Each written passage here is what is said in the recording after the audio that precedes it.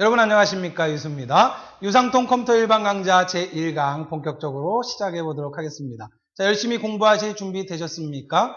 적어도 이 강의를 클릭하실 때는 메신저라든지 웹서핑하는 거 다 끄셔야 됩니다. 지금 메신저 켜놓고 계신 분들 강의 일시 정지하시고 메신저 다 끄시고 웹서핑하는 거 창 다 닫으시고, 자, 오직 이 강의창만 켜놓은 채로 여러분과 제가 교감하는 시간입니다. 집중해서 강의를 들어주셔야 한다는 거 강조드리고요.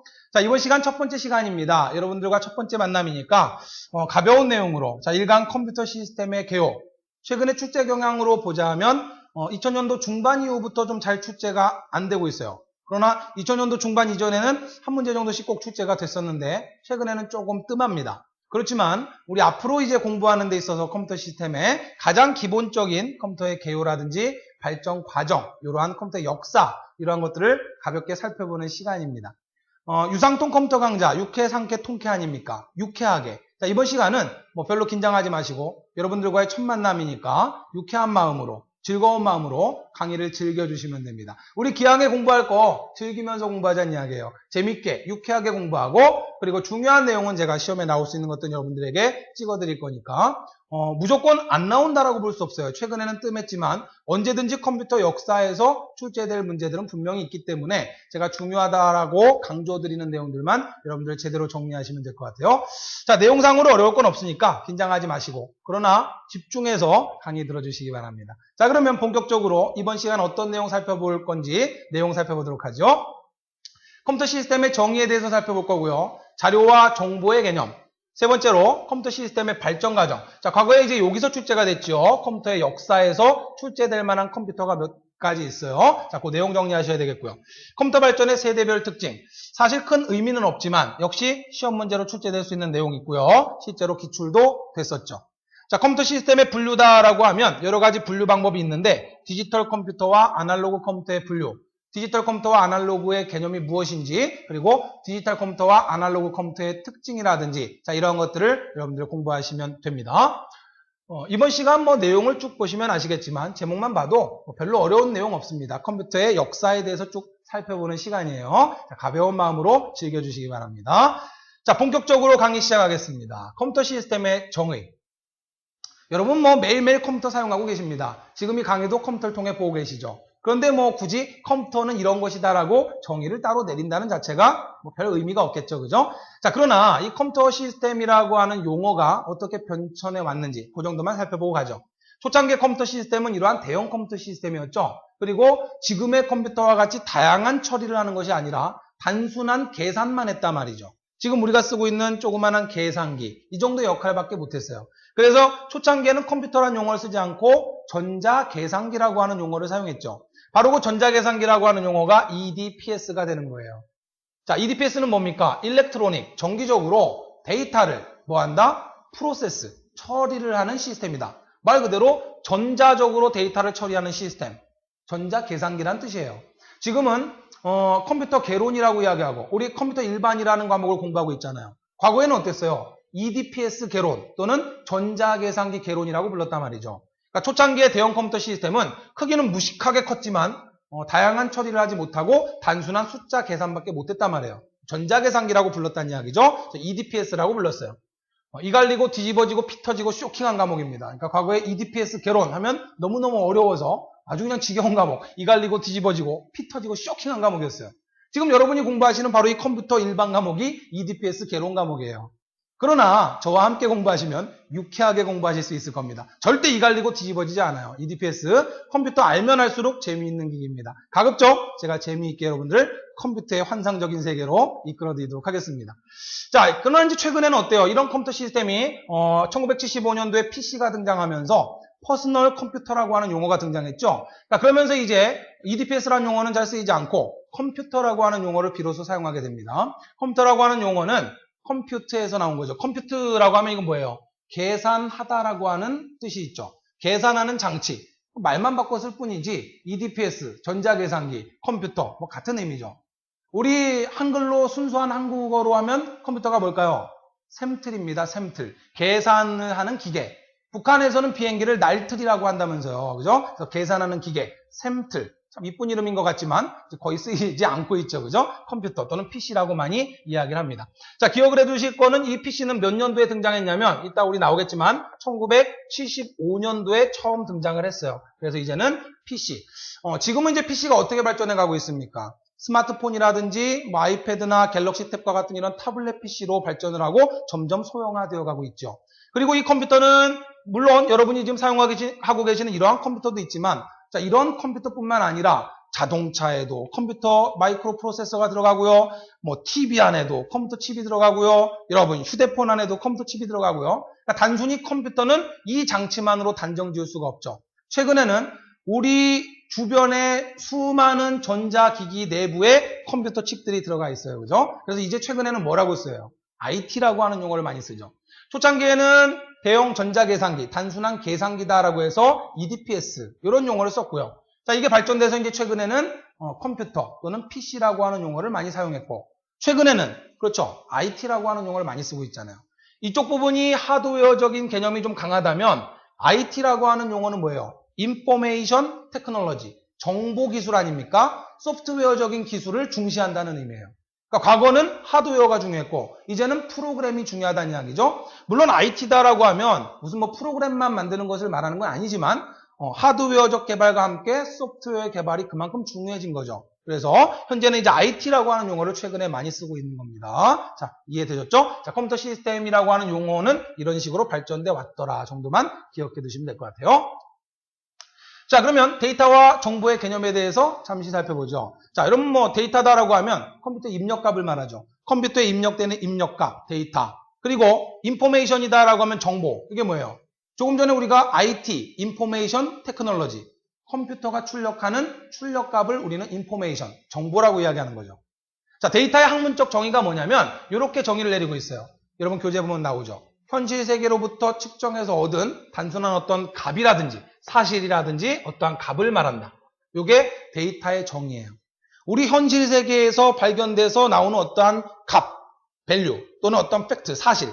그래서 그게 컴퓨터로 입력될 때 우리는 데이터라고 하는 거죠. 예를 들어서 이렇게 예를 들 수가 있겠네요. 그죠? 오늘의 온도, 습도 또는 오늘의 풍향, 바람이라든지 이런 것들을 컴퓨터로 입력을 합니다. 그럼 뭐예요? 데이터가 되는 거죠. 현실 세계에서 이러이러한 값들을 지금 측정을 했어요. 그걸 슈퍼컴퓨터에 입력을 합니다. 그럼 슈퍼컴퓨터가 미리 프로그램된 걸로 가동을 해서 뭘 예측합니까? 내일의 날씨를 예측하죠. 물론 요즘 날씨 일기예보 워낙 틀리지만 자, 그러면 오늘의 온도, 습도 이런 모든 걸 조합했더니 내일은 비가 올 확률이 70%라고 하는 결론을 컴퓨터가 출력해 줍니다. 바로 그것이 뭐가 됩니까? 그죠? 그건 정보가 되는 거죠. 정보라고 하는 건 뭐예요? 출력값이죠. 데이터, 자료를 처리해서 얻을 수 있는 결과값을 우린 뭐라고 한다? 정보라고 한다. 단순히 컴퓨터로 입력되는 놈은 데이터, 컴퓨터가 처리해서 프로세스해서 출력하는 값이 뭐다? 정보다라고 하는 거죠. 우리 인간은 데이터를 보고 판단하는 것이 아니라 데이터를 보고 우리 인간이 데이터 이렇게 쭉 주면 여러분들한테 막 온도, 습도 여러 가지 데이터 막 주면 여러분이 그걸 보고서 내일 날씨 예측하기는 힘들잖아요. 그 복잡한 과정을 컴퓨터가 계산을 해서 내일 비 올 확률 70%딱 결과를 내주면 우리 인간은 딱 그걸 보고 판단을 할 수가 있죠. 의사결정, 판단을 하는 기준이 되는 건 뭐다? 정보라는 소리예요. 자, 내일 비 올 확률이 70%다 그러면 우리 인간은 우산 갖고 나가야 되겠네. 이런 판단을 할 거 아닙니까? 농사 짓는 분들은 내일 이러이러한 일을 해야 되겠구나라고 판단을 할 수가 있겠죠. 이해되셨나요? 자, 따라서 우리 의사결정, 판단을 위한 결과값을 정보라고 한다. 자, 단순히 여러분은 어떻게 생각하면 돼요? 컴퓨터로 입력하는 입력값, 데이터, 출력되는 출력값을 뭐라고 해요? 정보라고 한다. 자, 데이터를 처리해서 정보로 만들어주는 기술. 자, 그러한 기술을 IT라고 이야기를 하는 거죠. 이해되셨습니까? 오케이. 입력값과 출력값으로 생각하시면 돼요. 자, 계속해서 컴퓨터 시스템의 발전 과정. 자, 지금부터 이제 우리가 컴퓨터가 어떻게 역사적으로 발전되어 왔는지를 한번 살펴보는 거예요. 자, 중요한 내용들만 체크하고 빠른 속도로 진행해 가도록 하겠습니다. 결국 컴퓨터도 초창기에는 계산기였잖아요. 숫자를 계산하는 거 아닙니까? 그렇다라고 보자면 숫자를 계산하는 가장 최초의 기기는 뭐라고 할까요? 이 주판이라고 볼 수 있겠죠. 그죠? 자, 우리 인간의 손가락이 10개밖에 안 되다 보니까 돌을 이용해서 이제 계산을 하다가 그 돌을 이용해서 계산하던 것을 이렇게 주판의 형태로 만들어냈죠. 결국 어떻게 보면 컴퓨터의 출발은 바로 이 주판에서부터 출발했다라고 봐도 되겠네요. 그죠?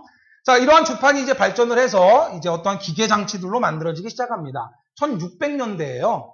따라서 컴퓨터하고는 조금 거리가 멀어요. 컴퓨터는 아니고 단순히 계산을 할 수 있는 도구들이 개발이 됐다는 이야기죠. 자, 1642년도에 파스칼이라고 하는 사람이 치차식 계산기를 개발해냈어요. 치차식이다라고 하는 이건 뭐냐면 괜히 말만 어렵지. 덧셈, 뺄셈을 계산할 수 있는 장치다. 계산기라고 하니까 우리가 지금 쓰고 있는 이런 계산기를 상상하시면 안 됩니다. 뭐예요? 톱니바퀴를 이용해서 이렇게 돌려주면은 톱니바퀴 막 돌아가면서 우리 초등학교 때 배웠잖아요. 톱니바퀴 큰 거 하고 톱니바퀴 작은 거 이렇게 맞물려 돌리면 얘가 10바퀴 돌아가면 얘가 한 바퀴 돌아가고 배웠잖아요. 그죠? 그 원리를 이용해서 파스칼이 이제 효자예요. 아버지가 그 세무공무원이었는데 맨날 세무공무원이 이거 계산하는 거 힘들어하니까 우리 효자 파스칼이 이 치차식 계산기를 만들어 줬다는 거 아닙니까? 그죠? 자, 바로 이게 치차식 계산기예요. 그냥 여기서 그냥 돌려주면 이 안에 톱니바퀴가 들어있어서 이 톱니바퀴가 서로 맞물리면서 결과값을 출력해주는 덧셈 뺄셈만 계산할 수 있는 그러한 장치였죠. 그죠? 자, 이것이 이제 1673년도에 라이프니츠가 사칙연산기를 만들어요. 그러니까 덧셈 뺄셈뿐만 아니라 곱셈 나눗셈까지 계산할 수 있게 만들었다는 이야기죠. 자, 이분이 바로 라이프니츠입니다. 자, 라이프니츠 쭉 보면은 대단합니다. 뭐 독일의 철학자, 수학자, 법학자, 신학자, 언어학자의 역사가까지 다 했답니다. 혼자 다 했네, 그죠? 과거에는 뭐 지금은 한 가지만 잘하기도 벅차지만 뭐 옛날에는 이렇게 똑똑한 사람들이 죄다 다 연구를 했잖아요, 그죠? 미적분의 창시자래요. 여러분들 지긋지긋해하는 미분적분을 창시한 분이 바로 이 라이프니츠인데, 자, 이분이 1673년도에 그 사칙연산기를 개발했어요. 모양을 보면 똑같아요. 우리 아까 봤던 것보다 조금 발전됐죠. 여기 보시면 이렇게 손잡이 있잖아요. 얘 돌리면 이 안에서 톱니바퀴가 돌아가면서 이제 계산 결과가 이렇게 나오는 정도의 그런 계산기입니다. 자, 뭐 큰 의미 없고요. 뭐 여러분들 그냥 쭉쭉 보여주셔서 넘어가시면 돼요. 자, 1823년도에 차분기관을 바베지라고 하는 사람이 만들었는데, 자, 이 바베지라고 하는 사람의 차분기관, 그리고 여러분들 교재 보시면 해석기관이 몇 년 뒤에 등장하죠. 그죠? 자, 이 차분기관과 해석기관은 컴퓨터 시스템의 모태가 된, 특히 해석기관에 보시면 뭐라고 나와요? 현재 컴퓨터 시스템의 모태가 됐다라고 나오죠? 해석기관이 왜 현재 컴퓨터 시스템의 모태가 됐다라고 하냐면, 입력장치, 그 다음에 처리장치, 출력장치를 명확히 구분을 했다는 거예요. 입력하는 장치 따로 있고 처리해주는 부분 따로 있고 출력해주는 부분이 따로 있답니다. 그래서 마치 현재 컴퓨터 시스템이 키보드로 입력을 하고 컴퓨터가 처리하고 결과를 프린터로 출력하듯이 완전히 그런 시스템이 구분되어 있다라고 해서 현재 컴퓨터 시스템의 모태다라고 이야기합니다. 자, 이걸 이제 개발하신 분이 바로 이 바베지라고 하는 분입니다. 이 바베지라고 하는 분, 이분을 컴퓨터 역사에서 볼 때 빼놓을 수 없는 한 분의 여인이 있어요. 자, 이렇게 생긴 이분의 성함이 바로 에이다라고 하는 분입니다. 자, 이름이 에이다예요. 에이다 러브레이드인가 뭐 그래요. 그리고 원래 본명은 에이다 그 영국의 그 시인입니다. 갑자기 생각이 안 나네. 그 따님입니다. 자, 그런데 이 왜 두 분을 묶어서 설명을 드리냐면 이 바베지의 조교 역할을 해서 연구를 도왔던 분이 바로 이 에이다라고 하는 여인이에요. 이 바베지가 차분기관을 만든 다음에 이제 시연을 했습니다. 그 시연하는데 이 에이다가 갔는데 이 에이다라고 하는 분이 굉장히 수학이나 이런 것들을 굉장히 좋아했다 그래요. 그래서 이제 구경을 하러 갔는데 그 차분기관에 매료가 된 거예요. 그래서 이제 스스로 그 바베지의 조교 역할을 합니다. 바베지는 이때 40대 정도 됐었고 에이다는 17살 정도 됐으니까 나이 차이는 꽤 나죠. 그래서 이 에이다가 바베지가 해석기관을 개발하는 것을 이 에이다가 도와줍니다. 그러면서 이 여인은 컴퓨터 역사에 있어서 아주 중요한 분이에요. 왜? 바로 이분이 최초의 컴퓨터 프로그래머입니다. 공식적으로 전 세계적으로 최초의 컴퓨터 프로그래머가 여성분이에요. 야, 여성분들 자부심을 가져도 됩니다. 최초의 컴퓨터 프로그래머가 의외로 여성분이고 전혀 컴퓨터 프로그램, 지금 우리가 생각하는 컴퓨터 프로그래머로 생각하자면 전혀 거리가 멀 것 같지만 바로 이 부분이 최초의 프로그래머예요. 그래서 미 국방성에서 프로그래밍 언어 하나를 만들고 그 프로그래밍 언어의 이름을 최초의 프로그래머의 이름을 따서 에이다라고 이름 붙였어요. 그래서 에이다라고 하는 프로그래밍 언어가 있는데 C 언어가 등장하면서 완전히 폭삭 망했죠. 그죠? 별로 쓰이진 않았지만 자, 그 정도로 이 에이다라고 하는 분은 컴퓨터 역사에 있어서 중요한 분이에요. 자, 두 분이 이제 연구를 해서 해석기관을 만들어내고 그 해석기관에서 사용되는 프로그램을 이 에이다가 최초로 프로그래밍을 하게 되는 겁니다. 이 에이다라고 하는 분은 이제 결국은 이 바베지랑 결혼을 하지는 않았어요. 아무래도 이제 좀 딱 옷을 보면 알 수 있듯이 그죠? 무슨 귀족 집안이잖아요. 그래서 무슨 백작에게 시집을 갔는데 공부하고 수학 이렇게 연구하고 이런 것들 너무너무 좋아하는데 백작한테 강제로 시집을 갔더니만 매일 무슨 연회장 같은 데만 다니면서 파티만 하고 술 먹고 놀고 하다 보니까 이게 적응이 안 되는 거죠. 결국 그래서 뭐 마약에도 손을 댔다 그럽니다. 그러다가 30대의 젊은 나이에 암으로 이 세상을 뜨게 됩니다. 그런 슬픈 사연이 있습니다. 자, 이런 강좌를 통해서 시험에 나오는 것만 공부하는 게 아니라 우리 유쾌하게 최초의 컴퓨터 프로그래머는 에이다라고 하는 여성분이었구나 이런 것들도 한번 보고 넘어가는 거죠. 자, 바로 이러한 바베지와 에이다가 개발한 이제 차분기간 해석기간을 보면 자, 이게 이제 차분기간이에요. 이게 얼마 전에 경매가 됐는데 모 박물관에서 현금 2억을 주고 사갔다라고 합니다. 얼핏 보기엔 그럴싸하죠, 그죠? 그러나 이것도 결국은 뭐예요? 톱니바퀴를 이용한 기계식 계산기예요. 역시 여기서 막 돌려주면 역시 안에서 톱니바퀴가 돌아가면서 계산을 해내는 그러한 기간입니다. 차분기간이라고 하는 게 왜 차분기간이라고 하느냐? 다른 말로 바꾸면 뭐냐면 미분이에요. 미분. 차분기간이다라고 하는 게 미분기간이란 뜻이에요. 이 계산기가 미분을 계산할 수 있었다 그럽니다. 그래서 미분기, 그래서 차분기간이라고 해요. 영어로는 디퍼런트 엔진이라고 이야기합니다. 자, 그리고 나서 이제 해석기간을 만들죠. 이게 바로 에이다와 함께 만든 현대 컴퓨터의 모태가 되는 해석기간이에요. 얼핏 보기에는 아까 차분기간과 비슷하지만 여기에는 입력장치, 입력되는 부분 따로 있고 여기가 처리하는 부분, 그리고 이쪽에 출력되는 부분이 따로 있었다라 그럽니다. 그래서 입력, 처리, 출력장치를 명확히 구분했다라고 해서 현대 컴퓨터의 모태가 됐다라고 이야기를 합니다. 자, 바베지의 차분기간, 해석기간 기억해 두시고요. 자, 그때 함께한 최초의 프로그래머인 여인이 에이다였다. 이 정도 상식으로 기억해 두시기 바랍니다. 자, 계속합니다. 1890년도에 펀치카드가 개발됐어요. 홀롤리스. 자, 요 분은 시험 문제에 나올 수 있습니다. 홀롤리스의 펀치카드. 시험 문제 나오면 딱 하나예요. 펀치카드 시스템을 개발한 사람이 누구냐? 그러면 홀롤리스를 여러분이 고르시면 돼요. 쉽죠, 그죠? 이건 시험에 나올 수 있습니다. 암기하세요. 자, 이분이 홀롤리스예요. 좀 고지식하게 생겼습니다. 그죠? 이 홀롤리스는 아주 유명하죠. 왜 유명하냐면 IBM이라고 하는 거대 회사의 창업자입니다. 여러분 IBM 들어보셨습니까? 컴퓨터 하시는 분들은 IBM 모를 리가 없고요. 그죠? 자, 인터내셔널 비즈니스 머신이라고 해서 여러분들이 지금 쓰고 있는 컴퓨터를 다 어디서 설계한 거예요? IBM에서 설계한 거예요. 여러분 컴퓨터 안에 있는 마이크로 프로세서는 인텔에서 만들고 인텔에서 새로운 프로세서를 만들면 IBM에서 컴퓨터를 설계합니다. 그걸 공개하죠. 그걸 공개하니까 삼성, 현대 다 만들 수 있는 거죠. 그죠? 그래서 IBM에서 이제 컴퓨터를 만들어내고 최근에는 이제 주로 대형 시스템이나 슈퍼컴퓨터 이런 것들을 주로 많이 개발을 하죠. 자, 바로 이러한 IBM 창시자가 바로 이 홀롤리스라고 하는 분입니다. 자, 이분이 개발한 것이 바로 뭐다? 펀치카드라고 하는 장비를 개발했어요. 펀치카드라고 하는 게 뭐예요? 말 그대로 OMR 카드 같이 생긴 이 카드에다가 펀치, 구멍을 뚫는 거예요. 자, 실제 펀치카드는 이렇게 생겼어요. 이렇게 마치 뭐 타자기처럼 보이지만 여기 보시면 막 구멍이 있죠. 여기 핀이 있어요. 이 지금 여성분이 막 누르고 있잖아요. 이 밑으로 이 카드 있죠. 이 천공 카드를 밑으로 넣은 다음에 여기 있네. 여기다 집어넣은 다음에 꾹꾹꾹 여기서 누르면 여기서 똑같은 놈이 같이 눌러지면서 구멍을 뚫어주는 거예요. 그럼 이게 뭐 하는 거냐? 이게 출력하거나 입력을 할 때 사용되는 장치예요. 그러니까 이 천공카드, 자, 이 OMR 카드 보면, OMR 카드가 아니라 천공카드. OMR 카드랑 똑같이 생겼죠, 그죠? 이쪽 한쪽 모서리 이렇게 잘린 것도 똑같네. 거꾸로 들어가지 말라고, 그죠? 자, 이렇게 들어가서 보면, OMR 카드는 사인펜으로 마킹을 하는 거고, 천공카드는 얘가 이렇게 구멍이 뚫리게 된단 말이에요. 그러면 내가 결과값을 출력할 때 구멍을 뚫어서 출력을 해요. 이렇게 카드로. 그 다음에 입력을 할 때는 이 카드를 집어넣으면 어떻게 되는 거예요? OMR 카드는 반사가 되는 거를 인식하는 거고 얘는 구멍이 뚫렸으니까 여기로 빛을 쏘면은 빛이 통과가 될 거 아닙니까? 이해되셨습니까? 그래서 어디를 뚫었구나라고 하는 걸 컴퓨터가 읽어드리는 거죠. 그러니까 출력 결과를 출력하고 출력된 결과를 보관했다가 다시 입력값으로 쓸 때 입력하고 바로 그런 개념으로 사용될 수 있었단 말이에요. 이 펀치카드가 이제 개발이 되면서 컴퓨터에서 나온 결과값들도 저장할 수가 있구나. 그리고 그 저장된 값을 다시 컴퓨터한테 불러다 쓸 수 있구나. 이해가 되셨습니까? 그러한 개념들이 만들어지기 시작한 거예요.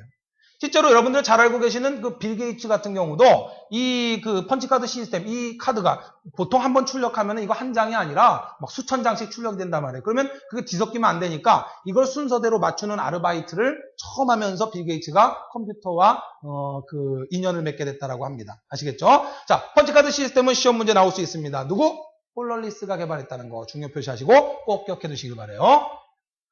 자, 그러면 이제 지금부터 이제 본격적으로 전자식 컴퓨터. 이 전은 그냥 계산기, 기계식 계산기였고, 자, 지금부터는 이제 전자식 컴퓨터가 어떻게 발전을 했는지 쭉 발전 과정을 살펴보도록 하겠습니다. 자, 1944년도에 마크 1, 정확한 명칭은 하버드 마크 1이에요. 자, 여러분들 잘 아시는 하버드 대학에서 만들어냈죠. 에이켄이라고 하는 분이 마크 1이라는 컴퓨터를 처음에 만들어냅니다. 자, 이것이 이제 하버드 마크 1이에요. 얼핏 보면 말이죠. 지금 보시면 이 분이 이제 에이켄이라고 하는 분인데 보시면 전선들, 지금 뭐 컴퓨터 모니터상으로 잘 보일런가 모르겠지만요. 이 전선은 엄청나게 많죠. 그죠?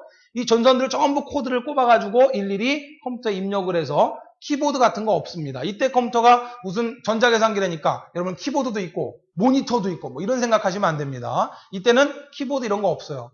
그 계산에 맞게 회로를 연결하는 전선들을 서로 막 연결을 해서 입력을 하고 가동을 시키면 그 서로 연결된 칩들이 서로 작동을 해서 결과값을 내고 이런 정도의 장치예요. 이해되셨나요? 자, 따라서 마크 1은 뭐 큰 의미가 없어요. 시험 문제 등장할 만한 것도 아니고. 자, 두 번째 등장하는 ENIAC. 요 놈이 시험 문제 나옵니다. 자, 얘는 역사적으로 의미가 있어요. 1946년도에 만들어진 이 ENIAC 컴퓨터는 최초의 전자계산기입니다. 이 전에 만들었던 하버드 마크 1은 좀 미완성작이라고 봐야 돼요. 완벽한 전자계산기라고 보기는 어려워요. 좀 기계적인 부분도 있었어요. 그러나 이 ENIAC 컴퓨터부터는 이제 본격적으로 전자계산기가 만들어진 거예요. 따라서 시험 문제 나오면 첫 번째 문제가 뭐다? 최초의 전자계산기가 무엇이냐? 너무 쉽죠, 그죠? ENIAC 꼭 기억해 두시고 이건 뭐 무식한 장치입니다. 무게가 30톤이에요. 그 다음 길이가 25m. 어마어마하죠. 그 다음 높이 2.5m입니다. 18,000개의 진공관이 쓰였답니다. 그러나 앞서 개발됐던 마크 1보다는 획기적으로 발전했어요. 마크 1 컴퓨터가 1초에 덧셈 연산을 3번 했다 그래요. 1초에 3번. 덧셈 3번 수행하는 거예요. 우리 인간보다 어떻게 보면 느리죠. 그런데 이 ENIAC 컴퓨터는 1초에 5,000번의 덧셈을 연산했다라고 하니까 대단하죠. 자, 결국 이 ENIAC 컴퓨터도 군사적 목적으로 개발된 거예요. 미국이 그 미사일 발사할 때 떨어지는 거리 계산한다든지 그런 걸 계산할 목적으로 처음에 만들어낸 겁니다. 자, 그런데 이 ENIAC 컴퓨터는 여러분이 세 가지 사실을 꼭 기억해 두셔야 됩니다. 혹시라도 시험 문제 나오면 첫 번째는 조금 전 말씀드렸지만 뭐다? 최초의 전자계산기다. 두 번째 기억하셔야 될 건 뭐냐면 10진수를 썼다는 거예요. 아직까지는 2진수를 쓰지 않았어요. 우리 컴퓨터는 2진수를 씁니다. 그러나 초창기의 컴퓨터는 10진수를 썼어요. 우리 인간하고 똑같이. 그럼 여러분 생각에는 아니 우리 인간 10진수를 쓰는데 컴퓨터도 10진수를 쓰지 왜 2진수를 쓰고 나중에 진법 변환 들어가면 아휴 이놈의 컴퓨터 왜 2진수를 써가지고 진법 변환을 내가 이 머리 터지게 공부해야 되느냐. 별로 어렵지도 않은데. 이진수는 나중에 배우겠지만 단수네요. 두 개밖에 없잖아요. 1하고 0. 10진수는 숫자가 10개 아닙니까? 0, 1, 2, 3, 4, 5, 6, 7, 8, 9까지. 그죠? 그걸 조합해서 숫자를 만들잖아요. 이진수는 1하고 0밖에 없어요. 단순하잖아요. 단순한 게 빠른 거예요. 덧셈 연산. 10진수로 우리는 연산을 하니까 느린 거예요. 여러분들 연산 막 10자리 연산 덧셈해라 그러면 막 헷갈리잖아요. 왜? 10진수는 덧셈의 경우의 수가 90까지 넘게 나오죠? 그죠? 0 더하기 1, 0 더하기 2, 0 더하기 3 쭉 해서 9 더하기 1, 9 더하기 9 더하기 9까지. 그걸 다 알아야지만 계산이 되니까 거기다 자리올림수까지 생각하면 얼마나 복잡해. 그러니까 뭐 몇 올라가고 막 계산하잖아요. 컴퓨터는 1, 0밖에 없다니까. 그럼 이진수 4가지 경우밖에 안 나오잖아요. 실제로 3가지. 뭐예요? 0 더하기 0, 1 더하기 0, 0 더하기 1. 이거 같은 거 아닙니까? 1 더하기 1. 실질적으로 덧셈의 경우의 수가 몇 가지밖에 안 나와요? 3가지밖에 안 나와요. 그러니까 저 3가지만 딱 알면 빠르게 계산할 수 있는 거예요. 나중에 제가 보여드리겠지만 이진수로 계산하면 엄청나게 빠르게 계산할 수가 있어요. 그래서 나중에 컴퓨터 시스템은 10진수를 버리고 단순한 2가지 상태, 1과 0의 상태만 기억하는 이진수 형태를 이용하게 됩니다. 그러나 시험 문제 나와요. 뭐라고 출제가 한번 됐냐면 다음 중 잘못 설명된 것을 골라라. ENIAC 컴퓨터는 최초의 전자계산기로 이진수 체계를 사용했다. 이렇게 나오면 맞다, 틀리다. 틀리다. 오케이? ENIAC 컴퓨터는 10진수 형태를 사용했다. 꼭 기억해 두세요. 최초의 전자계산기 10진수를 사용했다는 거. 자, 마지막. 기억장치와 입력장치가 없어요. 이 큰 컴퓨터 장치가 기억장치가 없습니다. 따로 입력장치 없어요. 얘 어떻게 한다고요? 프로그래머가 프로그램을 짜줍니다. 어떻게 짜주냐면 코드가 수천 개가 있어요. 여기 코드 전기 연결하는 코드가. 그러면 프로그래머가 프로그램을 짜주는데 1번 연결하고 3번 연결하고 6번 연결하고 7번 쭉 프로그램 짜줘요. 그 프로그램이야 그게. 그러면 지금 여기 이 사람이 그거 점검하고 있는 거예요. 여기 엄청나게 많은 전선들이 서로 연결돼 있죠. 회로와 회로를 어느 놈을 연결해서 계산을 해야 되는지 프로그래머가 짜주면 그러면 그거 가서 서로 코드 꼽아서 연결하는 거예요. 그때. 그리고 컴퓨터를 가동해요. 그러면 단순한 계산만 합니다. 그죠? 그냥 덧셈, 뺄셈, 곱셈 이런 거 빠르게 계산하는 거예요. 이해되었습니까? 그리고 컴퓨터 끄면 땡이에요. 그럼 또 컴퓨터 켜서 다른 것도 뭐 계산해야 된다 그러면 또 다시 빼가지고 다시 또 다 연결을 해야 돼요. 너무너무 중요한 거예요. 이게 무슨 소리냐면 기억장치가 없었다. 기억장치가 없었다는 이야기는 뭘 말하는 거예요? 여기에 프로그램과 데이터를 저장해 놓고 쓸 수 있었다 없었다? 없었다는 이야기죠. 저장 장치가 없는데 어떻게 저장해 놓고 써요? 여러분 컴퓨터는 하드디스크가 있으니까 저장해 놓고 필요하면 막 불러다 쓰잖아요. 그러나 이때 당시만 하더라도 저장 장치를 갖고 있지 않았기 때문에 프로그램을 저장해 놓고 쓸 수 없었어요. 그때 필요할 때마다 입력을 해서 코드를 꼽아서 썼단 말이에요. 그죠? 그걸 뭐라 그러냐면 외부 프로그래밍 방식을 썼다라고 이야기합니다. 이게 중요한 거예요. 얘가 시험 문제는 한번 출제가 됐어요. 다음 설명 중 잘못된 것을 골라라. 애니악 컴퓨터는 내부 프로그래밍 방식을 사용했다라고 시험 문제 나왔어요. 또는 프로그램 내장 방식을 썼다 이렇게 시험 문제 나오면 틀린 거예요. 저장 장치가 없는데 어떻게 프로그램을 내장해서 씁니까? 프로그램 내장 방식이라고 하는 것은 이제 좀 이따 배우겠지만 여러분 컴퓨터가 바로 프로그램 내장 방식을 쓰는 거예요.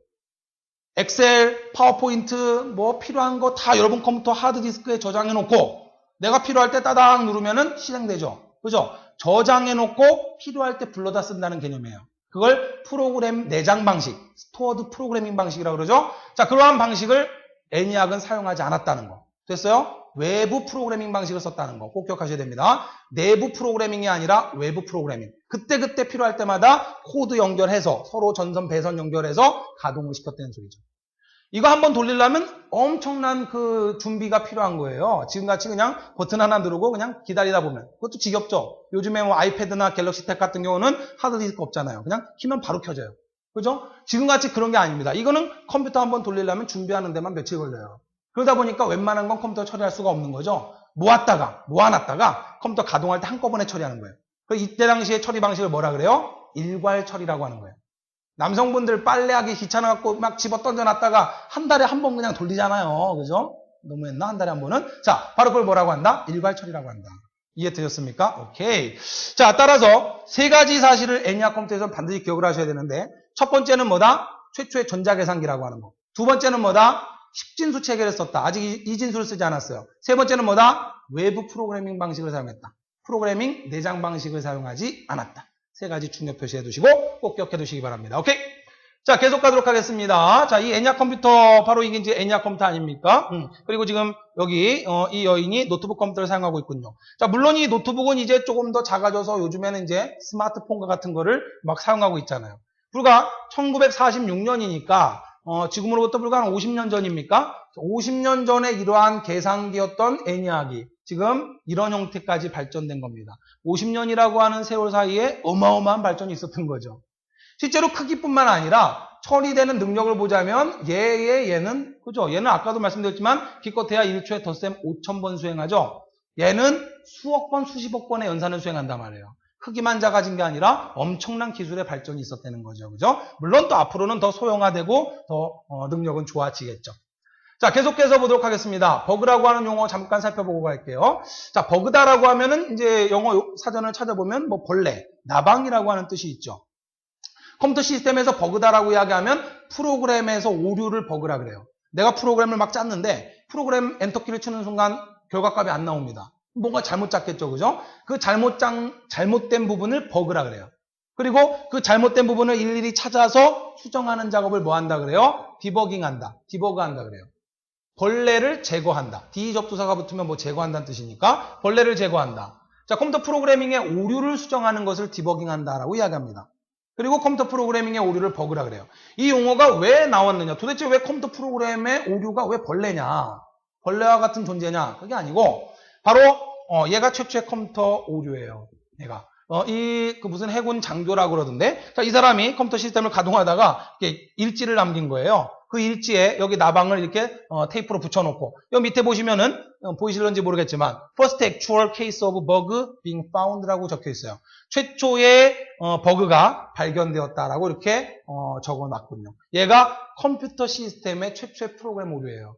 그래서 이 버그, 이 벌레에서 기인을 해서 컴퓨터 프로그램의 오류를 버그라고 하고 이 벌레를 제거했더니 컴퓨터가 제대로 돌아가더라 그래서 오류 수정하는 것을 디버그한다라고 이야기를 합니다. 얘가 왜 컴퓨터 시스템에 오류였느냐? 아까도 말씀드렸지만 그 애니악 컴퓨터는 말이죠. 여기 보시면 엄청나게 많은 전기 코드들을 서로 연결했죠. 회로와 회로를 서로 막 연결해주는 배선 장치가 있단 말이에요. 이걸 그때그때마다 뽑아가지고 프로그램에 맞게 막 연결을 해줘야 돼요. 이 연결을 하다가 아까도 우리 살펴봤지만 진 공간이 13,000개가 쓰였기 때문에 엄청난 열이 발생하다 보니까 이 나방이 하나 여기 끼어 들어간 거예요, 여기. 그러다 보니까 이 접촉이 안 돼서 이게 안 돌아갔단 말이에요. 그게 이제 난리가 났죠. 왜 이게 결과값이 안 나오냐. 프로그래머 보고 점검해봐도 아무 오류가 없고 시스템 만든 사람들이 아무리 뒤져봐도 오류가 없단 말이죠. 근데 분명히 결과가 안 나와요. 근데 나중에 봤더니 이 코드 안으로 나방 하나가 끼어 들어가서 이 코드가 제대로 접촉이 안 돼서 결과값이 안 나오더라. 그래서 바로 이 나방을 제거해서 컴퓨터 시스템을 가동했더니 제대로 돌아가더라. 그래서 이 나방이 최초의 컴퓨터 프로그램 오류입니다. 그래서 이 나방을 제거하는 것을 디버깅한다라고 이야기해요.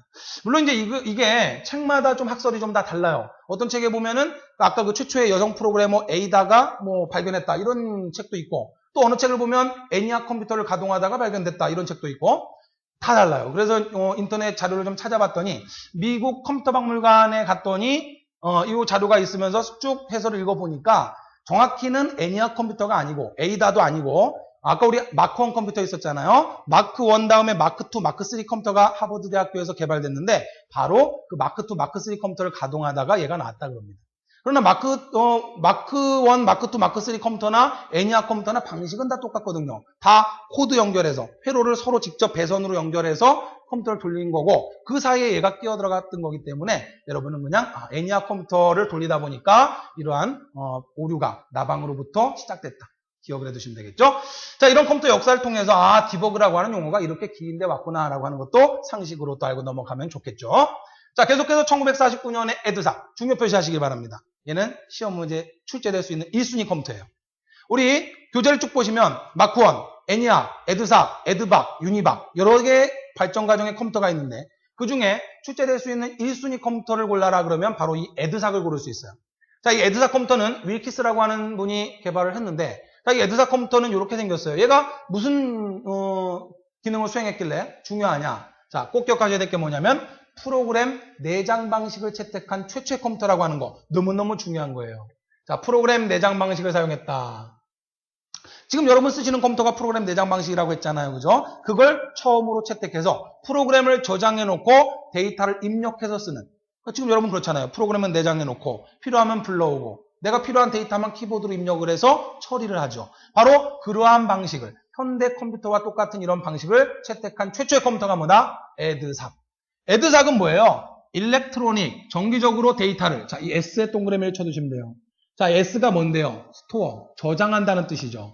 정기적으로 프로그램이나 데이터, 필요한 데이터를 스토어, 저장해놓고 사용하는 방식이다 이 소리예요. 다시 말하면 프로그래밍 내장 방식을 최초로 채택했다라는 이야기죠. 근데 실질적으로 이 에드삭 컴퓨터는 프로그램 내장 방식을 채택은 했지만 좀 문제가 있었다 그럽니다. 그 문제를 좀 해결을 하지를 못했던 것 같아요. 그래서 의미상으로 봤을 때 최초의 프로그램 내장 방식을 그냥 채택했다 정도만 보는 거예요. 실질적으로 프로그래밍 내장 방식을 제대로 활용한 거는 다음에 나오는 에드박이라고 하는 컴퓨터예요. 그럼 에드박에 보면 뭐라고 나와요? 프로그램 내장 방식을 완성했다라고 나오죠. 그러니까 에드삭이 처음에 시도는 했는데 완성하지 못했어요. 문제가 있었어요. 그러던 와중에 그 문제를 해결하는 와중에 이제 에드박이 개발된 겁니다. 따라서 에드박이 완성된 컴퓨터로 봐요. 그러나 공식적으로 우리 시험 문제 나올 때 프로그래밍 내장 방식을 채택한 최초 컴퓨터가 뭐냐? 그러면 무조건 에드삭을 골라야 됩니다. 아시겠죠? 자, 프로그램 내장 방식을 바로 주장한 개발한 분이 바로 이분입니다. 존 폰 노이만이라고 하는 아주 유명한 천재입니다. 현대 천재 두 명을 골라라 그러면 이 존 폰 노이만과 아인슈타인 두 분을 줄 수가 있어요. 두 분이 서로 대견되는 그러한 세계적 천재라고 이야기합니다. 자, 이분 보면요. 6살 때 8자리 수의 나눗셈을 암산했답니다. 아니 6살 때 8자리 수의 나눗셈을 그냥 써서 계산을 하라 그래도 못할 판국에 암산으로 8자리 계산을 했대요. 우리는 이 나이 돼서 8자리가 아니라 4자리 덧셈도 암산이 힘든데 근데 대단한 거죠. 8살 때 미적분을 마스터했답니다. 이게 사람입니까 이게? 이 기록은 깨졌어요. 이 기록은. 그것도 우리나라에 있었죠. 1960년도에 아주 유명했던 천재분. 성함이 갑자기 기억 안 나요. 그분이 나중에는 이제 천재적인 것이 너무 부담이 된다라 그래서 결국 이제 평범한 생활로 돌아가셨죠. 그래서 충북대학교 토목공학과 진학하셨고 지금도 많은 활동을 하고 계신 분인데 그분은 6살 때 미적분을 마스터했다 그러니까 뭐 IQ로 따지면 뭐 200 이상이 된대잖아요. 대단하죠. 또 최근에 우리 또 송유근이라고 하는 아주 똑똑한 천재가 있잖아요. 부담을 주지 않았으면 좋겠어요. 그죠? 마음 편히 공부할 수 있게. 아인슈타인하고 폰 노이만하고 송유근 같은 천재 그리고 우리 그 60년대 아까 그 천재분 이 네 분이 만나갖고 대화를 나누면 참 재밌을 것 같아요. 그죠? 현대 컴퓨터의 모델을 제시한 분입니다. 어느 정도로 똑똑했냐면 수학자였던 사람이 3개월 동안 끙끙대면서 계산했던 거를 이 사람이 암산으로 풀어냈대요. 이 참 말이 안 되는 소리입니다. 그죠? 일반인이 3개월 동안 계산한 것도 아니고 수학자가 3개월 동안 끙끙대다가 풀어낸 거를 이 사람은 그냥 그 자리에서 암산으로 풀어낼 정도로 천재였다 그럽니다. 그러니까 우리는 뭐 상상할 수 없는 정도의 천재죠. 게임 이론도 창시했고요. 그죠? 자, 중요한 건 꼭 기억하셔야 돼요. 자, 제가 이렇게 열심히 떠드는 이유는 시험 문제에 나올 수 있기 때문에. 시험에 나오면 뭐가 나와요? 프로그램 내장 방식. 채택한 최초의 컴퓨터는 뭐다? 에드사. 그리고 프로그래밍 내장 방식을 처음으로 주장한 분이 누구다? 존 폰 노이만이라고 하는 분이에요. 자, 시험 문제 가끔 출제가 됩니다. 그리고 현대 2대 천재 아인슈타인과 대등한 그런 정도의 천재였다. 아인슈타인은 좀 노력하는 천재였다 그러죠. 폰 노이만은 아주 그냥 타고난 천재였다라 그럽니다.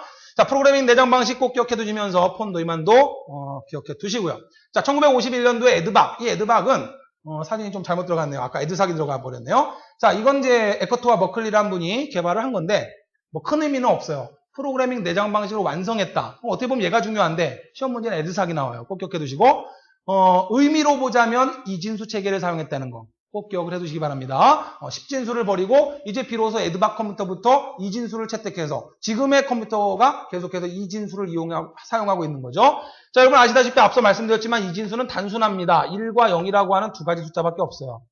그죠? 두 개씩 모으는 게 이진수예요. 따라서 이러한 1과 0 두 가지 처리밖에 못합니다. 현대 컴퓨터는 이걸 뭐라 그러는 거예요? 자, 그 이름도 유명한 뭐다? 비트라고 하는 거죠.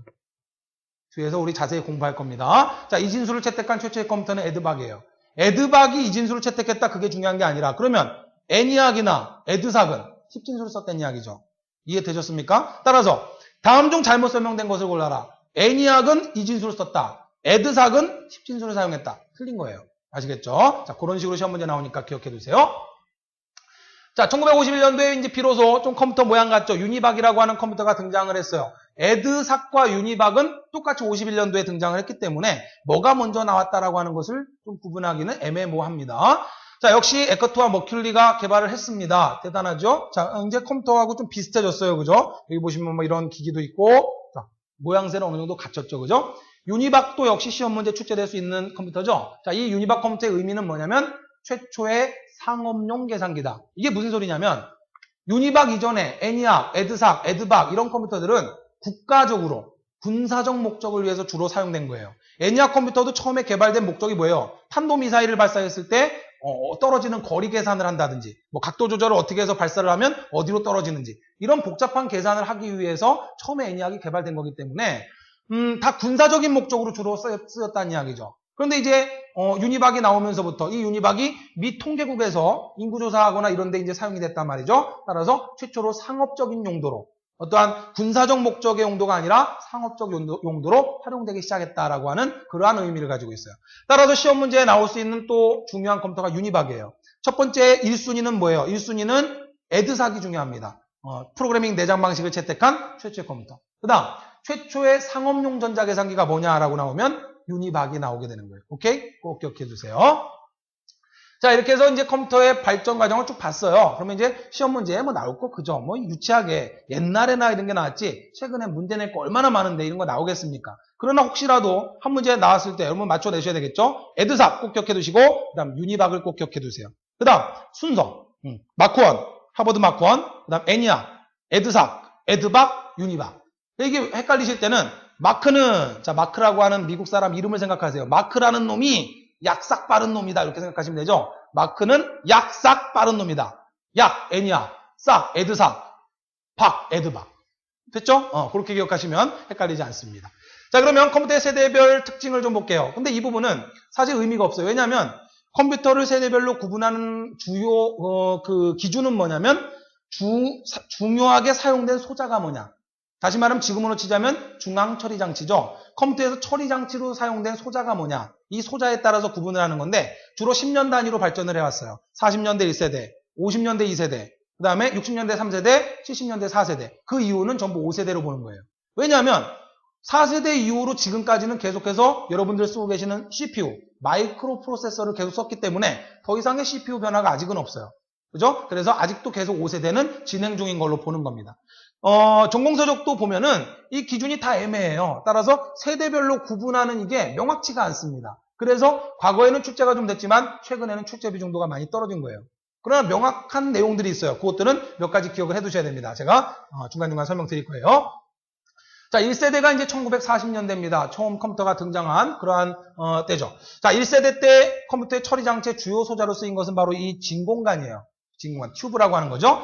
이 진공관은 신호를 입력받아서 증폭시키는 역할을 합니다. 그래서 주로 이제 오디오 좋아하시는 분들이 진공관 이용해서 뭐 스피커 이렇게 시스템에서 아주 고가입니다. 요즘에는 옛날에 40년대 1세대 컴퓨터 때 사용됐던 중요한 소자예요. 아까 애니악 컴퓨터가 바로 이 진공관을 썼고요. 이 진공관이 애니악 컴퓨터에는 13,000개가 들어가 있다라고 아까 이야기했었죠. 그죠? 자, 진공관. 뭐 이거 외울 거 없습니다. 보시면 1세대 컴퓨터 40년대의 특징이 하드웨어에 치중했다. 일괄 처리 방식을 주로 사용했다. 그다음 기계어를 사용했다. 이거 외울 필요가 없는 거예요. 시험 문제 나올 것도 아닐 뿐더러 당연한 겁니다. 왜냐하면 자 보세요. 진공관을 사용해서 애니악 컴퓨터가 1세대 때 만들어졌죠. 그죠? 그러면 애니악 컴퓨터를 생각해 보면 프로그램 있어요, 없어요? 없어요. 프로그램 저장을 안 하는데 내장 방식을 쓰지 않았는데 프로그램이 무슨 의미가 있어요? 그러니까 하드웨어 중심으로 개발했죠. 무슨 소리예요? 계산기였단 말이에요. 이때는. 프로그램의 개념이 없고 단순히 계산만 해서 숫자만 계산해서 결과만 내놓으면 되는 거기 때문에 프로그램의 개념이 없었단 말이에요. 그러니까 저장 장치도 필요 없는 거고 그때그때 그냥 필요하면 그냥 회로 서로 연결해가지고 계산 결과 나오게 하고 끝이었다는 이야기죠. 당연히 하드웨어 중심이었죠. 일괄 처리 당연하잖아요. 아까 말씀드렸잖아요. 그 무게 30톤의 무식한 기기를 돌린다고 생각해 보세요. 지금같이 컴퓨터 켜고 간단히 쓸 수 있는 게 아닙니다. 준비하는 데만 며칠 걸려요. 따라서 웬만한 건 처리할 수가 없죠. 모아놨다가 한꺼번에 처리한다. 그걸 배치 프로세싱, 일괄 처리라고 합니다. 따라서 당연히 일괄 처리를 했겠죠. 기계어를 썼다. 저급 언어, 고급 언어. 자, 로우 레벨 랭귀지라고 하는 건데 저급 언어는 뭐고 고급 언어는 뭐냐? 고급적인 거. 인간 중심이 고급 언어예요. 컴퓨터 중심이 저급 언어입니다. 아까 뭐라 그랬어요? 다 연관되는 겁니다. 애니악 컴퓨터 말씀드렸잖아요. 프로그래머가 1번 잭, 1번, 3번 회로 연결하고 4번, 2번 연결하고 막 수천 개 회로를 서로 연결하게 해놨죠. 그죠? 바로 그게 뭐예요? 그게 기계어예요. 우리 인간이 쓰는 언어 형식으로 무슨 프로그램을 짜는 게 아니라 몇 번 코드 연결하고 서로 컴퓨터 위주로 프로그램을 짰단 말이에요. 그걸 저급 언어 또는 머신 랭귀지라고 해서 기계어라고 합니다. 당연히 이때는 저급 언어를 썼겠죠. 이해되셨습니까? 외우지 마시기 바랍니다. 이거 외우실 필요 없고 1세대는 당연히 이랬겠구나 정도만 그냥 보시면 돼요. 이걸 또 표 보고 달달달 외우시는 분들 전혀 의미 없습니다. 안 나옵니다. 아시겠죠? 단지 나와도 1세대 때는 컴퓨터 처음 시작된 때니까 당연히 하드웨어 중심이고 일괄 처리를 했고 그죠? 그 다음에 저급 언어를 썼겠구나 생각하시면 되겠죠. 오케이? 자, 2세대 들어오면서 이제 트랜지스터가 만들어집니다. 자, 이거 다리 3개 달린 거 여러분들 중학교 기술 시간에 배우셨을 거예요. 뭐 이미터, 베이스, 컬렉터 이렇게 이야기해서 다리 3개가 어떤 역할을 하고 중학교 때 배운 거 잘 기억하시면 아실 텐데 얘가 하는 역할은 뭐예요? 온오프 시키는 거예요. 온오프. 여러분들 전등 불 껐다 켰다 하는 것처럼 얘는 이 안에서 회로가 전기를 통했다가 통하지 않게 했다가 연결했다 뗐다 온오프의 역할을 하는 거예요.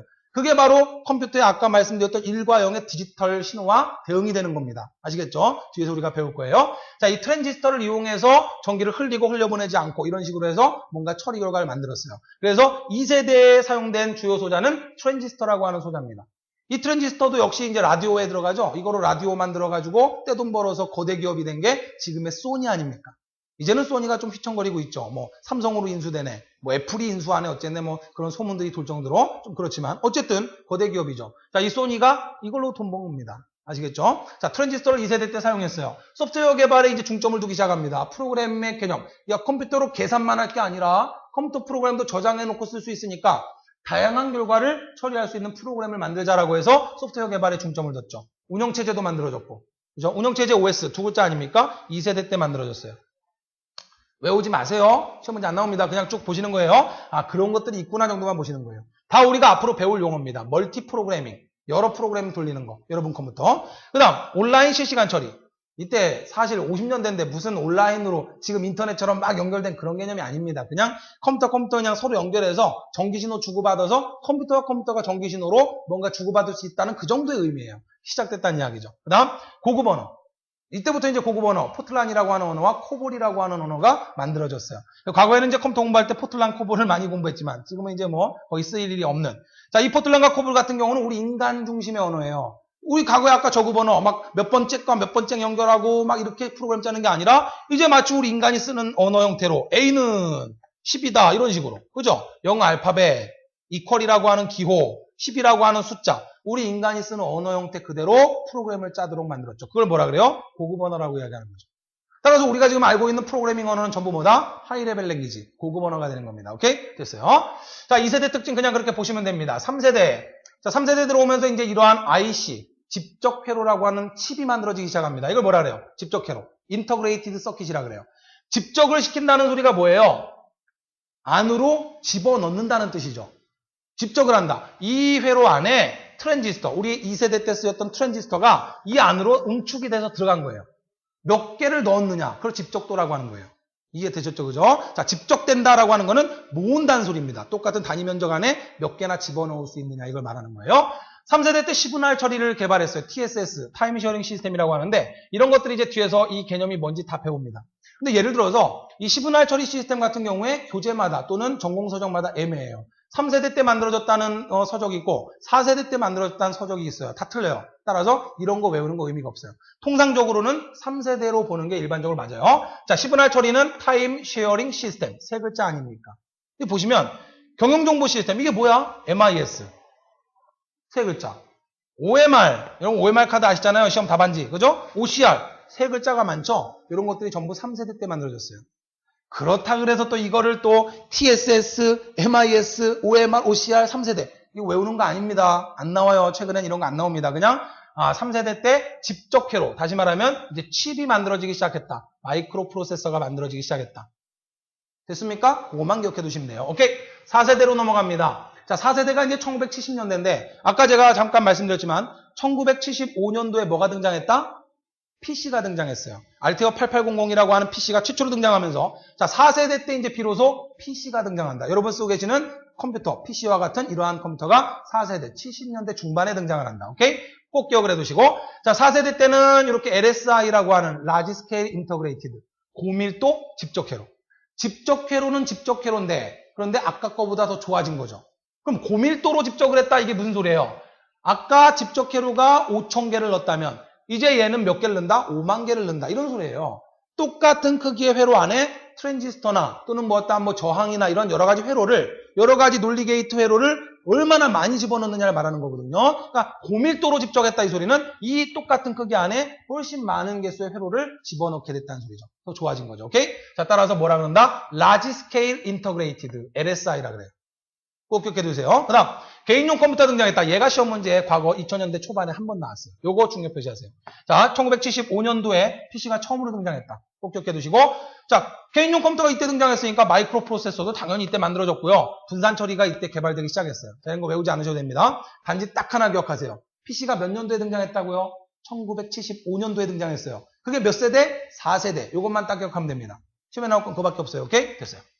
자, 5세대는 이제 지금까지 이어져 오는 건데, 자, 최초의 PC는 알테어 8800이라고 하는 PC입니다. 자, 이거 만든 분이 에드로버츠라고 하는 분인데, 2010년 4월 달에 돌아가셨습니다. 그죠? 그러니까, 최근까지 사시다가 돌아가신 분이에요. 자, 이게 최초의 PC입니다. 알테어라고 해서, 내부에 보면은 그럴싸합니다. 여기 보면 집적 회로들이 많이 들어가 있는 거 확인할 수가 있어요. 그죠? LSI를 이용해서, 이제 최초의 PC가 알테어가 등장하면서, 이제 이때부터 이제 IBM, 빌 게이츠도 이제 등장하고, 애플에서 이제 맥킨토시 맥이 등장하고, 이제 8비터 컴퓨터부터 시작을 하게 되는 겁니다. 이해되셨죠? 오케이. 꼭 기억하세요. 최초의 PC는 1975년도에 만들어졌다는 거, 4세대에 만들어졌다. 오케이. 자, 5세대는 80년대 이후부터 지금까지입니다. 지금까지 이제 변화가 없어요. 계속해서 마이크로 프로세서가 속도만 빨라졌을 뿐이지 주요 소자가 변화가 없기 때문에 그냥 계속 5세대로 보는 거예요. 자, 따라서 5세대 지금 쓰이고 있는 이러한 칩을 VLSI라고 합니다. 아까는 LSI, 지금은 VLSI. 라지, very large. 됐죠? 외우지 않으셔도 되겠죠? large scale, 고밀도. very large scale, 초고밀도. 자, 따라서 초고밀도 집적 회로를 현재 쓰고 있고요. 그죠? 자, 이걸 가지고 여러분들 CPU라고 하는 마이크로 프로세서를 만들죠?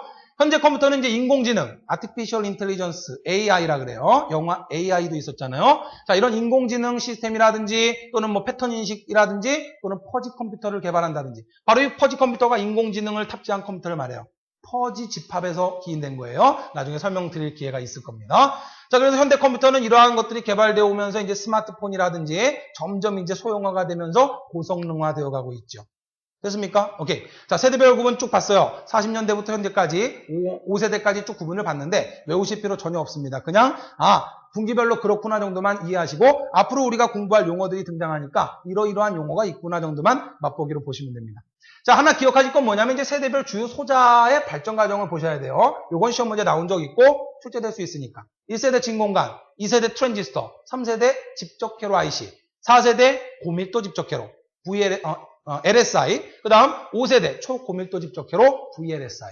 따라서 이게 시험 문제 한글로 나오면 집적회로, 고밀도, 초고밀도 너무나 쉽잖아요. 그죠? 따라서 영어로 시험 문제 나올 거예요. 자, 베이큐um 튜브로 시험 문제 나올 수 있죠? 이거 1세대입니다. 진공관 말하는 거예요. 트랜지스터 2세대, IC 3세대입니다. 그 다음 3세대, 그 다음 얘는 3글자, 얘는 4글자.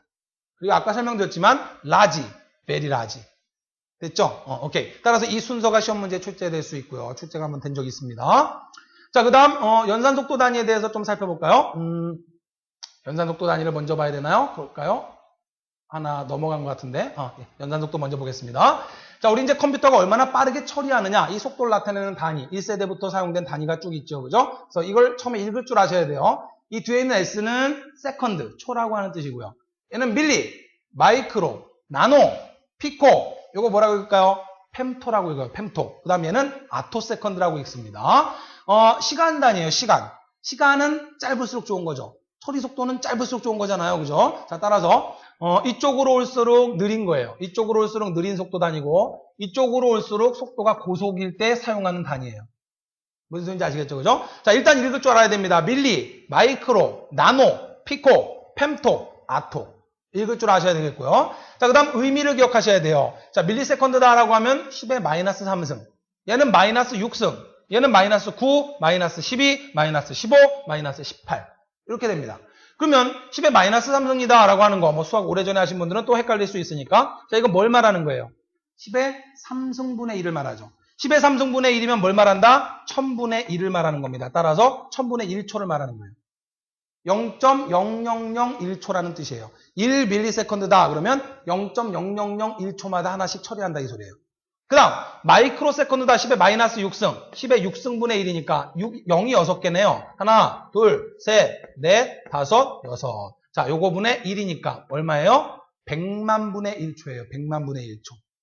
됐습니까? 그 다음 나노세컨드는 10의 마이너스 9승이죠. 얘는 0이 9개가 들어갑니다. 그럼 얼마가 나오냐면 약 10억이 나오죠? 10억분의 1초를 말하는 거예요. 우리가 사용하고 있는 현대 컴퓨터가 보통 1초당 처리하는 게 수억 개, 수십억 개 처리를 합니다. 따라서 현재 주로 사용하고 있는 단위는 뭐예요? 나노세컨드 단위를 주로 사용하는 거예요.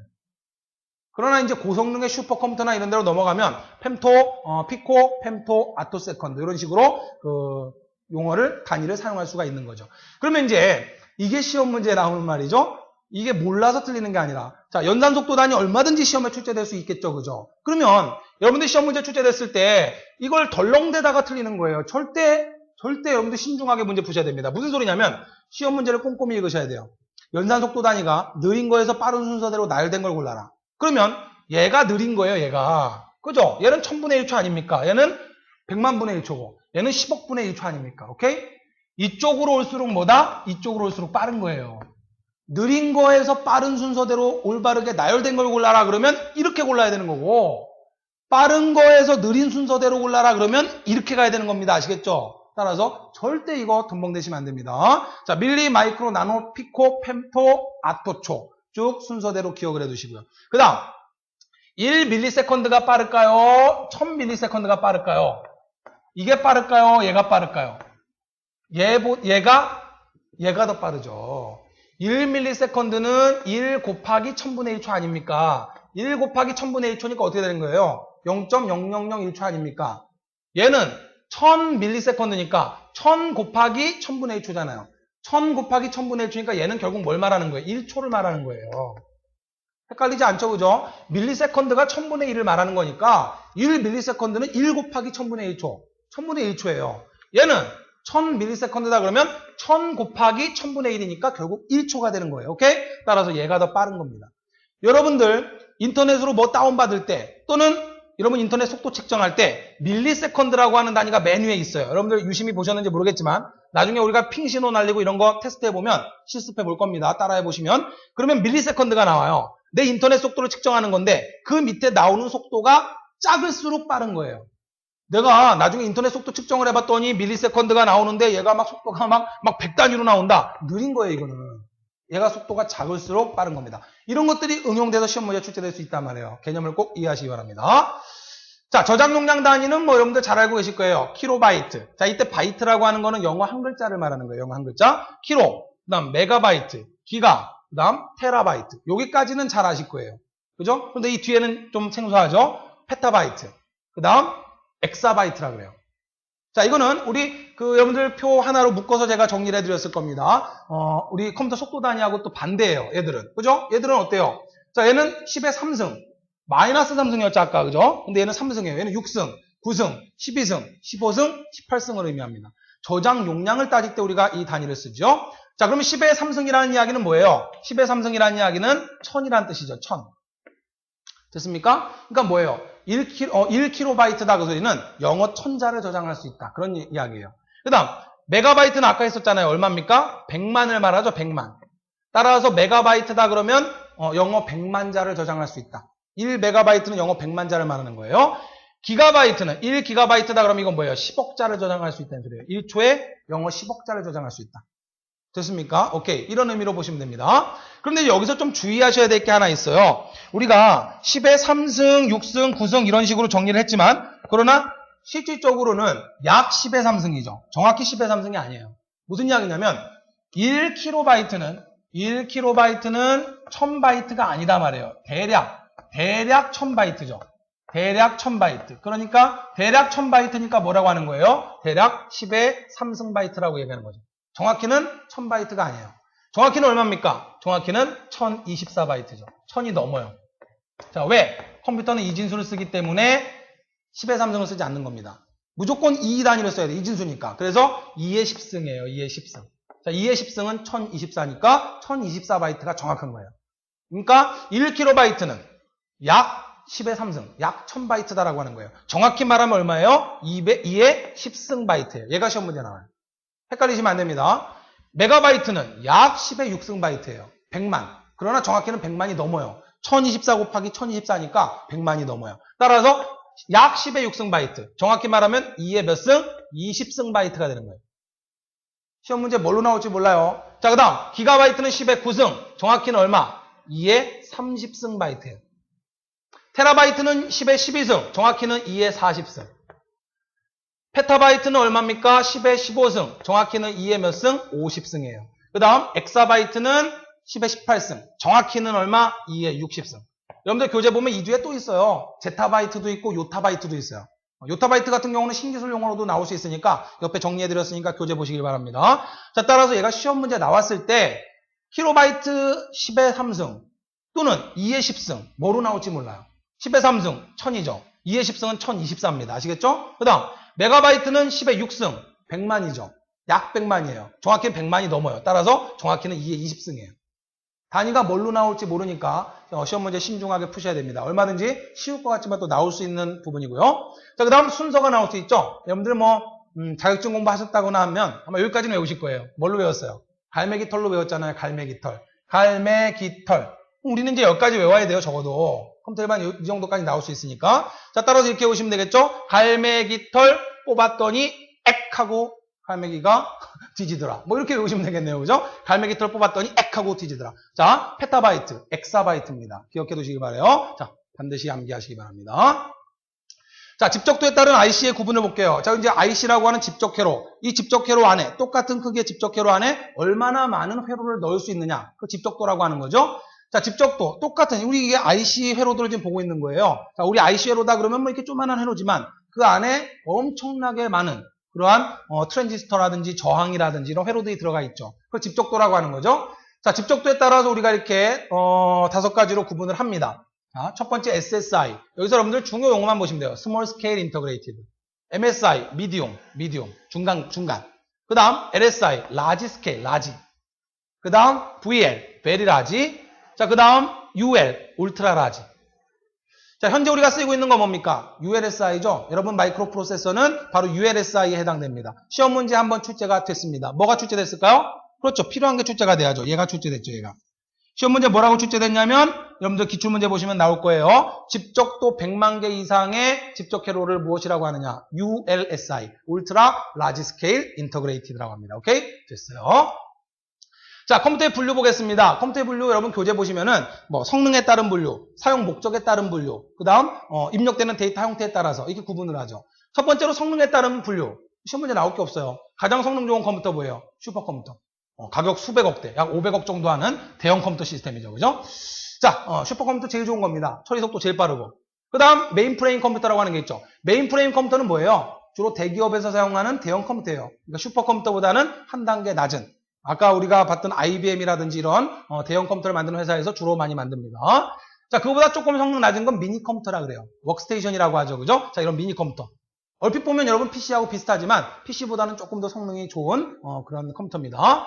자, 여러분 쓰고 있는 컴퓨터는 뭘까요? 그렇죠. 마이크로 컴퓨터죠. 마이크로. 크기가 작다는 소리가 아니라 처리 능력이나 뭐 용량이나 이런 게 작다는 소리예요. 처리 능력에 따라서 이렇게 구분을 하는 겁니다. 제일 좋은 거 슈퍼컴퓨터, 메인프레임, 미니 마이크로 컴퓨터. 여러분 컴퓨터는 마이크로 컴퓨터에 해당한다. 시험 문제 나올 거 아니니까 그냥 읽어만 보시기 바라요. 그리고 사용 목적에 따라서 범용이 있고 특수용이 있죠. 범용은 다양한 목적으로 다 쓰이는 게 범용. 여러분 컴퓨터죠. 오락도 하고요. 문서도 만들고요. 사진 편집하고요. 음악도 듣고요. 인터넷 웹서핑도 하고요. 이 범용이라 그래요. 특수용 컴퓨터는 특별한 거 한 가지만 수행하는 거예요. 여러분들 뭐 병원 가면은 여러 가지 컴퓨터들 있잖아요. 그죠? 다양한 목적으로 한 가지 목적만을 위해서 여러 가지 기기들 있잖아요. 심전도 검사하는 컴퓨터라든지 여러 가지, 그죠? 그런 특별한 목적으로 군사적 목적이나 의료용이나 이런 걸로 쓰이는 컴퓨터를 특수용 컴퓨터라고 합니다. 자, 우리가 이제 구분해야 될 건 디지털 컴퓨터와 아날로그 컴퓨터예요. 디지털이 과연 무엇이고 아날로그가 무엇이냐? 각각 컴퓨터의 특징이라든지 이런 것들만 좀 기억해 두시면 되는데 앞으로 우리가 이제 디지털 컴퓨터를 공부할 거고요. 그죠? 디지털 개념은 수도 없이 볼 겁니다. 사실 지금 디지털 컴퓨터와 아날로그 컴퓨터를 비교한다는 것은 사실 의미가 없어요. 왜? 아날로그 컴퓨터 쓰이는 게 있습니까? 없어요. 따라서 이제 이거 비교한다는 건 의미가 없는데 디지털의 개념이 무엇이고 아날로그의 개념이 무엇이냐 이 정도만 여러분이 좀 살펴보죠. 자, 디지털과 아날로그를 우리 구분하면 흔히 이걸 볼 수 있죠. 자, 이건 이제 디지털 시계라고 이야기하죠. 숫자로 딱딱 떨어지는 이런 시계. 자, 이렇게 초시계가 돌아가는 이런 시계를 아날로그 시계라고 하죠. 디지털과 아날로그의 특징을 한마디로 해라 그러면 뭐냐면 디지털은 딱딱 끊어지는 거예요. 자, 초시계 딱딱 끊어져서 가잖아. 1, 2, 3, 4. 근데 아날로그 시계는 어때요? 물론 얘도 이렇게 딱딱 끊어져서 가지만 실제로는 어떻게 돼요? 쭉 연결돼서 초시계 쭉 돌아가죠? 연속성이에요. 얘는 이산성이라 그래요. 얘는 연속성이라 그래요. 참 특이하게도 말이죠. 우리 세상의 모든 만물도 얼핏 봤을 때는 아날로그예요. 연속적으로 된 것처럼 보여요. 그러나 엄밀히 따지면 디지털이죠. 특이한 거예요. 무슨 이야기냐면 지금 여기에 있는 이 전자칠판의 이 면 막혀 있어요. 편편합니다. 연결돼 있어요. 그죠? 그러나 분명히 이 전자칠판의 이 플라스틱 판은 뭘로 되어 있을까요? 원자로 구성되어 있을 거 아닙니까? 원자가 서로 떨어져서 이 원자들이 모여서 이걸 구성하고 있잖아요. 그죠? 그 원자는 서로 떨어져 있잖아요. 이산성이죠? 그런데 얼핏 보면 이렇게 다 이렇게 붙어 있는 것처럼 보이죠. 그죠? 우리 눈에는 이게 아날로그죠. 우리 세상의 모든 것들은 아날로그예요. 우리 현실 세계는 아날로그입니다. 현실 세계는 아날로그. 이거 다 막혀 있고 다 붙어 있는 거예요. 그러나 그걸 자르고 잘라보면 결국 원자가 서로 떨어져 있는 개념이란 말이에요. 이산성 갖고 있죠. 점이 모여서 선이 되듯이 점이 떨어져 있다. 이건 이산성이에요. 하나로 쭉 연결된 건 아날로그예요. 연속성이죠. 그러니까 아날로그는 연속성, 이어지는 거고 디지털은 딱딱 끊어진다라는 개념으로 보시면 돼요. 이산성이라 그래요. 자, 그러면 디지털 컴퓨터, 아날로그 컴퓨터, 디지털이라고 하는 용어는 디지트라는 용어에 AL이 붙은 거예요. 디지트가 뭐냐면 손가락 마디를 디지트라 그래요. 우리 인간이 숫자를 셀 때 이렇게 셌잖아요. 그죠? 손가락을 가지고 세다 보니까 십진수를 쓰게 됐다라고 하는 학설이 가장 유력합니다. 우리 인간은 왜 십진수를 썼을까? 팔진수도 있고 심지어 과거에는 20몇 진법을 쓴 그런 종족들도 있었다 그래요. 그러나 결국은 십진수를 거의 전 세계에서 사용하고 있죠. 손가락이 10개다 보니까 됐어요? 우리 인간이 손가락으로 숫자를 셌다라는 뜻으로 디지트라고 하는 게 손가락 마디란 뜻이에요. 무슨 뜻도 있냐면 숫자라는 뜻도 있어요. 디지트가. 그럼 디지털이라는 용어는 뭐예요? 숫자화 시킨다 이 소리죠. 결국 숫자화 시킨다. 디지털. 모든 것들을 뭘로 표현한다? 0과 1의 이진수 형태로 표현하는 것을 디지털이라고 하는 거예요. 딱딱 끊어지는 신호. 컴퓨터에서는 이걸 어떻게 표현합니까? 0을 1.5V의 전기로 표현하고 1을 5V의 전기로 표현해요. 이렇게 딱딱 끊어지는 전기 신호예요. 그래서 디지털 신호 우리가 그림으로 그릴 때 이런 식으로 그림을 그리죠. 딱딱 끊어져서 1.5V, 5V 이런 식으로. 이게 디지털 신호를 그림으로 표현한 게 이렇게 되는 거죠. 자, 이게 바로 디지털이죠. 숫자로 딱딱 끊어져서 표현되는 겁니다. 그러면 디지털의 특징을 먼저 우리가 살펴보면 일단 디지털은 어때요? 자, 특징 하나 보면 이산적인 데이터. 그 다음 두 번째 논리 회로를 사용해요. 뒤에서 우리 배웁니다. 그 다음 세 번째 사칙 연산만 하는 게 아니라 논리 연산까지 수행해요. 이게 무슨 소리냐? 앞으로 다 배울 거예요. 우리가 배울 컴퓨터가 디지털 컴퓨터니까. 그 다음 중요한 게 뭐냐면 얘가 중요해. 얘가 연산 속도가 느리다. 여러분이 아날로그하고 디지털 표로 비교해서 교재에 실어드렸는데 디지털이 좋은 거니까 빠르지 않을까? 근데 사실 아날로그 컴퓨터는 이제 쓰이지도 않고 디지털 컴퓨터는 엄청난 고속인데 디지털 컴퓨터와 아날로그 컴퓨터의 속도를 비교한다는 건 사실 의미가 없어요. 그런데 통상적으로는 디지털이 아날로그보다 느린 걸로 봐요. 이게 무슨 소리냐면 디지털 컴퓨터는 프로그램을 거쳐서 결과가 나오기 때문에 그래요. 쉽게 생각해서 여러분들 체중계 생각해봐요. 체중계. 체중계 딱 올라가면 디지털 컴퓨터는 디지털 체중계 수준 번호로 나오잖아요. 걔는 막 왔다 갔다 숫자가 왔다 갔다 하다가 조금 지나야 하나 딱 고정되죠. 그죠? 그게 우리 눈에는 뭐 금방 바로 숫자가 나오는 것 같지만 연산되는 시간이 분명히 있단 말이에요. 근데 아날로그 시계는 어때요? 바늘 저울, 아날로그 저울. 바늘 저울은 올라가자마자 바늘 찍 올라가죠. 빠른 거예요, 걔가. 얘는 프로그램을 거쳐서 결과가 나와야 되기 때문에 디지털은 느리다라고 보는 거예요. 요걸 주의하셔야 돼요. 디지털 아날로그 비교할 때 여러분 착각하는 게 요거다 말이에요. 디지털은 무조건 좋은 거, 아날로그는 꽂은 거. 따라서 디지털이 빠르다고 생각한단 말이에요. 아닙니다. 오케이? 꼭 기억하시고 디지털은 프로그램이 있어야 됩니다. 여러분 컴퓨터 프로그램 있죠, 그죠? 자, 이 정도 기억하시면 디지털은 끝났고요. 정밀도 높다는 거. 당연하죠. 여러분들 체중계 올라가면은 뭐 소수점 이하 2자리 정도까지 나옵니까? 그러나 만들려면 100자리, 200자리, 소수점이 한 200자리까지도 나오게 할 수 있죠? 얼마든지 원하는 대로 정밀도를 높일 수 있어요. 자, 그러나 아날로그는 어때요? 애매모호하죠? 내가 올라가면 바늘이 쭉 올라가는데 79하고 80 사이에 있어요. 그죠? 애매모호해요. 도대체 79인지 80인지 79.3쯤 되나? 애매모호하죠. 따라서 아날로그는 정밀하지 않아요. 외우지 않는 겁니다. 이해되셨죠? 자, 이게 이제 아날로그, 체중계나 시계 같은 거 생각하시면 돼요. 연속적인 물리량을 입력받습니다. 증폭회로를 써요. 나중에 이런 거 그냥 다 설명드릴 거예요. 지금 그런가 보다 하세요. 미분 적분 연산할 때 오히려 더 얘가 더 적합합니다. 연산 속도가 빨라요. 요거 중요 표시하세요. 얘가 나와요. 얘는 프로그램이 필요 없죠. 프로그램 필요 없어요. 그냥 올라가면 저울 돌아가면 끝이지 무슨 프로그램이 있어요. 그러나 디지털 저울은 올라갔을 때 그 체중을 감지해서 그거를 계산해서 번호로 출력하는 프로그램이 필요하단 말이에요. 오케이? 그 다음 얘는 정밀도가 낮죠. 정확히 몇 킬로인지 안 나오잖아요. 오케이? 이 정도 내용을 기억하시면 됩니다. 그래서 아날로그는 원래 담다라고 하는 뜻이에요. 담다라는 뜻의 용어에서 나온 건데 아날로그 신호는 연속적으로 전기 신호가 이런 식으로 들어간다라고 해서 그림으로 이렇게 그려요. 이 신호 파형이 닮았다라고 하는 의미로 연속적이다라는 뜻으로 이제 아날로그라고 하는 말을 쓰는 겁니다. 이제 현재의 세계는 아날로그에서 모든 것이 디지털로 옮겨가고 있죠. 그죠? 모든 게 디지털화 되어가고 있어요. 그렇다 해서 무조건 디지털이 다 좋은 거냐? 결국 그건 아닙니다. 우리 현실 세계는 결국 아날로그예요. 그죠? 다 연결된 거예요. 그죠? 따라서 아날로그도 디지털과 병행해서 존재를 해야 되는 겁니다. 무조건 디지털이 좋은 것만은 아니에요. 자, 또 이제 디지털과 아날로그의 개념에 대해서는 뒤에서 이제 제가 수업 쭉 하면서 정확히 디지털의 개념이 무엇이고 아날로그의 개념이 무엇인지 설명드릴 겁니다. 단순히 여러분은 디지털은 숫자로 딱딱 떨어지는 거, 정확한 거. 아날로그는 체중계, 대충 돌아가는 거. 그죠? 그러나 속도는 오히려 아날로그가 더 빠르다. 그죠? 그냥 결과를 바로 출력하면 되니까. 프로그램을 거치지 않고 바로 그냥 저울 바늘 돌아가면 되니까 간단히 끝나죠. 그죠? 꼭 기억하실 거는 디지털은 이산성을 가지고 있다. 떨어져 있다는 거. 아날로그는 붙어 있다는 거. 그래서 이제 우리 인간의 음성 같은 건 아날로그예요, 신호가. 왜냐하면 우리 인간의 음성은 이렇게 쭉 연결되잖아요. 따라서 이걸 끊을 수가 없단 말이에요. 아날로그잖아요. 그러나 디지털은 끊기는 거예요. 이렇게 끊기는 거죠. 그러면 이걸 빨리 돌려버리면 이렇게 들리는 거죠. 여러분 컴퓨터가 음악을 재생할 때 실제로는 끊기는 거예요. 여러분 귀가 수천만 번의 그 시간 끊기는 거를 감지할 수 있을 정도의 능력이 있다면 분명히 끊겨서 들려요. 그러나 그럴 만한 능력이 없기 때문에 끊겨서 들리는 이 소리가, 디지털 소리가 여러분 귀에는 연속되는 걸로 들리는 거예요. 이해되셨습니까? 그러니까 과거의 아날로그 레코드판은 연속적으로 돌아가면서 신호가 재생되는 거고 디지털은 딱딱딱 끊어버린 거예요. 그걸 빠르게 돌려버리니까 소리가 마치 들리게 되는 거죠. 그러니까 모든 것을 디지털화해 가고 있다. 자, 이 정도 개념만 여러분 이해하시면 뒤에서 제가 이제 자세한 설명 드릴 겁니다.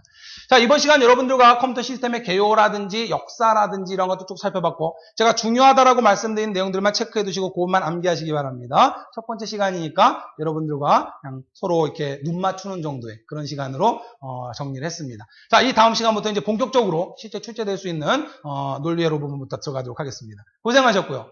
2강에서 인사드리도록 하겠습니다. 고생하셨습니다.